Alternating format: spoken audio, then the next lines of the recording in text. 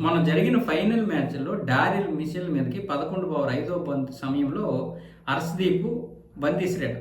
అది అగ్రెసివ్‌గానే ఇసిరాడు. అయితే కావాలని మాత్రం కొట్టలేదు. వికెట్ కోసమే కొట్టాడు. అది కాకపోతే మనోడు అడ్డొచ్చాడు. మనోడికి తగిలింది. దాంతో మిచెల్ కూడా చాలా సీరియస్ అయ్యాడు. ఈలోగా సూర్యకుమార్ యాదవ్ వచ్చి మొత్తానికి సద్దుమణిగించాడు. క్షమాపణలు చెప్పాడు. కూల్ చేశాడు. ఆ తర్వాత నా లాస్ట్ బంతి వేసిన తర్వాత హర్షదీప్ కూడా షేక్ హ్యాండ్ ఇచ్చి వెళ్ళిపోయాడు. కానీ అక్కడ కూడా అగ్రెసివ్‌గానే ఉన్నాడు. దాన్ని ఇప్పుడు క్రికెట్ నియమావళి 2.9 ప్రకారం దాన్ని ఉల్లంఘించినందుకు గాను ఆ నియమావళిని ఉల్లంఘించడం ఆ యొక్క మ్యాచ్‌లోనైతే మనోడికి ఫీజు మీద 15% అయితే కోత విధించారు. అంటే హర్షదీప్‌కి ఎంత అయితే వస్తదో అందులో 15%. ఇప్పుడు ఆ 15% జరిమానా ఎందుకు అంటే ఉల్లంఘించినందుకు. మొదటి తప్పుగా భావించి ఇప్పుడైతే ఇది చేశారు. వాస్తవానికి ఆ రోజు జరిగిన సంఘటన చాలామందికి నచ్చలేదు.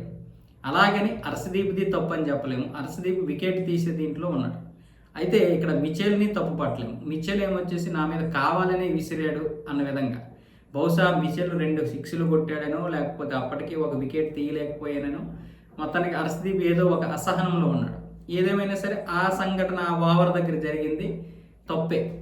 అది నియమావళి ఉల్లంఘించడమే. తర్వాత హర్షదీప్ మిచెల్ ఇద్దరు మాట్లాడుకున్నారు, స్నేహంగా ఉన్నారు. అలా జరిగింది. ఇద్దరు మంచిగా క్లోజ్‌గా ఉన్నారు. దానికి సంబంధించి వీడియో కూడా ఉంది.